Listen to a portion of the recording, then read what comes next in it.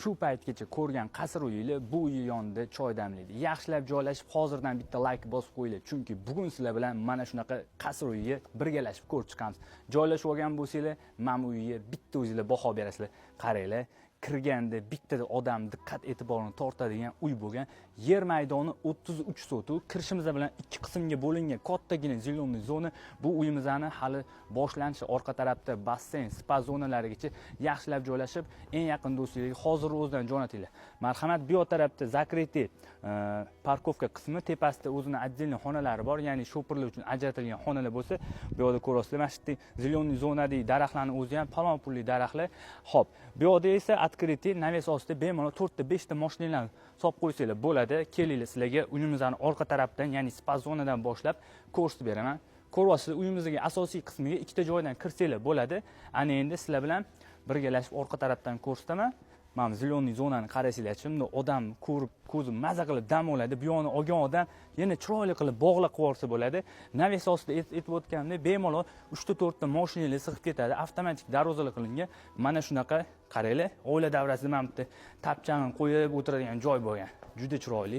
Ayniqsa yozda mana shu joy menimcha zo'r bo'lsa kerak. Hamma joyi mana tosh. Bu yerda oddiy narsa ishlatilmagan. Bu yerda ham zeleniy zona ko'ryapsizlar. Uyimizda naqd ikkita zal bor. Agar mehmonlar ko'p bo'ladigan bo'lsa, mana birinchi zal hozirlarga o'sha zalimizni ham ko'rsatib beraman. Lekin mana orqa tarafini ham o'zingizlar bitta ko'rasizlar, zeleniy zonani ham orqa tarafdan ayashmagan. Eng qizig'ini aytaymi, mana biralar bor, uyimizga shunaqa shom payti juda chiroyli ko'rinadi. Ayniqsa qaranglar, archalar qimmat-qimmat ekib qo'yilgan. Qani marhamat. Bu esa uyimizning mana shunaqa ikkinchi zal, ya'ni ko'chadagi hozir sizlarga asosiy zalga ham ko'rsataman. Marhamat, qaranglar, kattaligini qaranglar-chi, bemalol bu yerda 20 kishilik mehmonlarni kutib olsanglar bo'ladi va bu yoqda yana bitta oshxona. Bu yerda endi mana shunaqa povurliklar uchun отдельный masalan yig'in qilsanglar ham, hovlining o'zida ham qilsanglar bo'ladi. Mana shunaqa katta baznlar uchun ajratilgan. Bu yoqda esa sanuzel joylashtirilgan. Ana endi kelinglar, sizlarni spa zonani ko'rsataman. Eng katta ko'rgan spa zonanglar, necha basseyn ko'rgansizlar. Qani kelinglar. O'zingizlar bitta ko'rib baho berasizlar. Marhamat.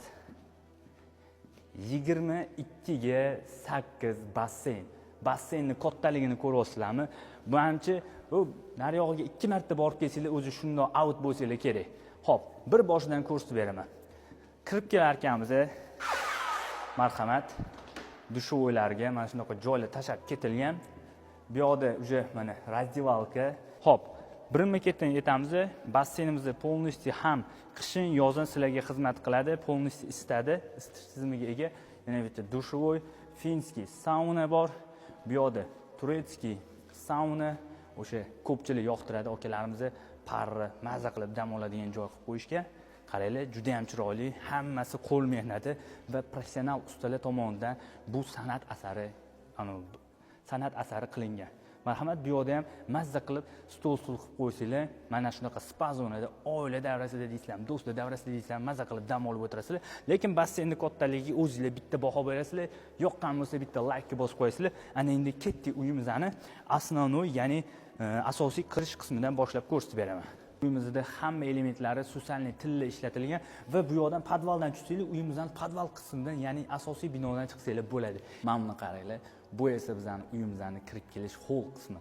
Qaranglar, shunaqa ham katta hol bo'ladimi? Hammasi qo'l mehnati, ya'ni mana bu ko'rayotgan sarg'a elementli, bu oddiy sarg'a emas, xususiy tilla ishlatilgan, juda ham ko'p mehr ketgan. Ko'rasizlar, kengina hol sizlarni kutib oladi. Kelinglar, birinchi bo'lib sizlarni ayollarimizga ko'proq vaqtini o'tkazadigan oshxonadan boshlab ko'rsataman. Ayollarimiz shu joyda yoqqan bo'lsa, like bittada qizartirib tashlaysizlar. Xo'p, qaranglar. Oshxona jihozlarini ko'ryapsizlar. Marhamat. Sizlar orzu qilgan keng oshxona mana shu. Bundan zo'r bo'lmasa kerak. Endi bitta like bosib qo'yasizlar. Xo'p, oshxona jihozlari ham hammasi brendli, hamda do'yno mana bekitilgan xolodilniklarga ham o'zingizlar bitta baho berib qo'yasizlar. Juda ham chiroyli. Va qaranglar, shu eshikning ortida, ya'ni yozgi oshxona. Marhamat, yozgi oshxonasini ham o'zingizlar bitta ko'rib baho berasiz. Bu yoqda ham hamma sharoitlar qilib qo'yilgan, ya'ni yozgi oshxonada mana to'g'ridan-to'g'ri ko'chaga eshik tashab ketilgan, uy ichida emas, to'g'ridan-to'g'ri yig'in qilsangiz bemalol mana shu yerdan foydalansanglar bo'ladi. Kengligini ko'ryapsizlar. Bu yerda Wi-Fi hamma sharoitlar qilib qo'yilgan. Oila davrasida mazza qilib mana shu stol qilsanglar, televizorlarga, tochkalar hamma joyi tashab ketilgan. Ana endi kelinglar. Sizlar bilan birinma-ketin birinchi etajimizning xonalari bilan tanishib o'tamiz.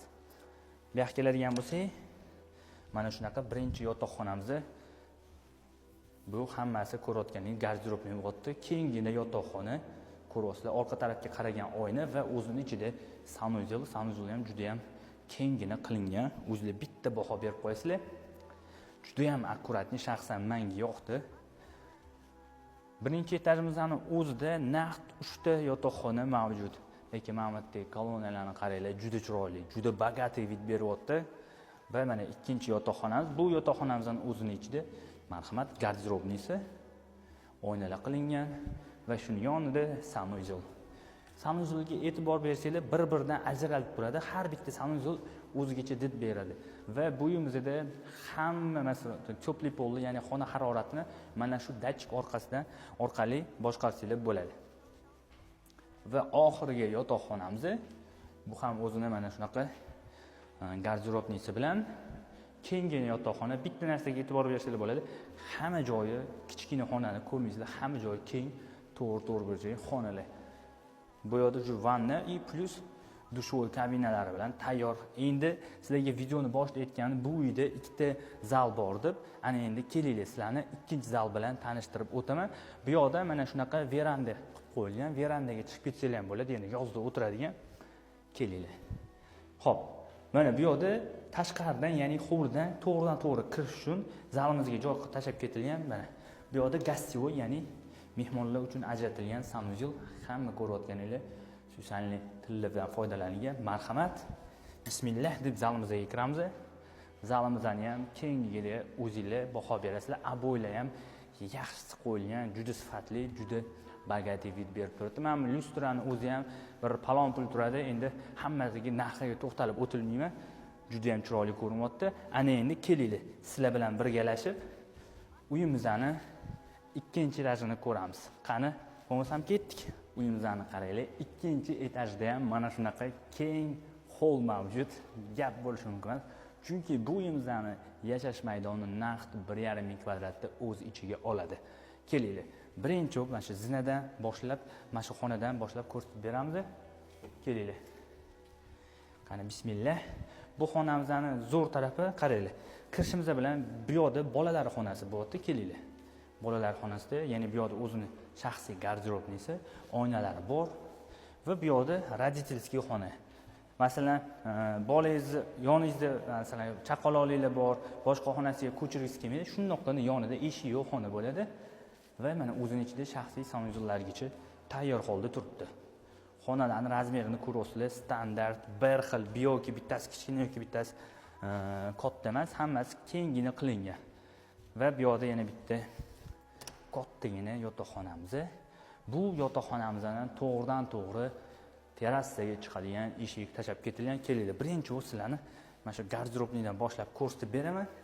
Garderobningizga ham o'zingizlar bitta baho berasizlar, juda chiroyli qilingan garderobnilari ham. Va bu yoqqa keladigan bo'lsak, o'zining ichida sanuzeli ham juda ham chiroyli. Gap bo'lishi mumkin emas, lekin tanlangan rangiga o'zingizlar bitta baho berasizlar. Bilsanglar agar high-tech, neoklassika, fusion stiliga interyerlar qilishyapti, lekin bilasizlar, klassika hech qachon o'lmaydi. Shuni esingizda tutinglar. Klassika umuman o'lmaydi. Va bu yerda marhamat vidini o'zingizlar bitta baho berasizlar. Juda ham chiroyli, juda ham keng uy. Xo'p, kelinglar endi narigi xonalarni ham ko'rib chiqamiz sizlar bilan.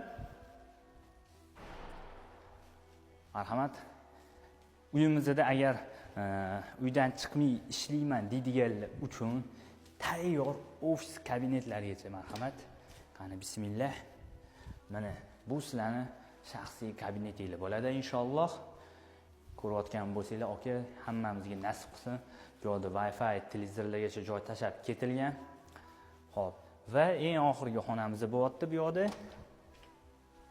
Bu yerda ham xuddi shunaqa joy, ya'ni yotoqxona o'zining ichida sanuzeli bor. Ko'rib turganingizdek. Va shuni yonginasida yana bitta detskiy yotoqxona.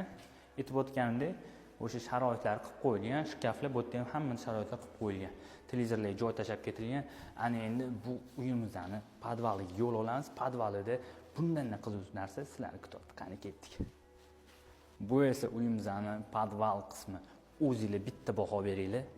Podvaliga qaranglar. Shuncha mehr, juda chiroyli.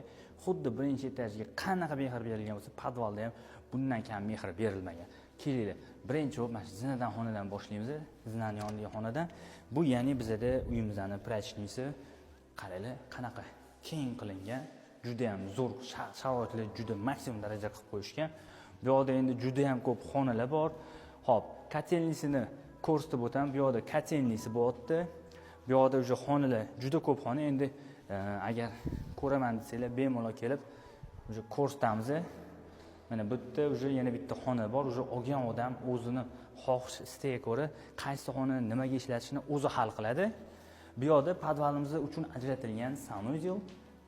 Marhamat, o'zingizlar baho berasizlar. Va yana bitta katta mana shunaqa keng xona. Bu lekin kinozal emas. Hozir kinozalga alohida to'xtalamiz.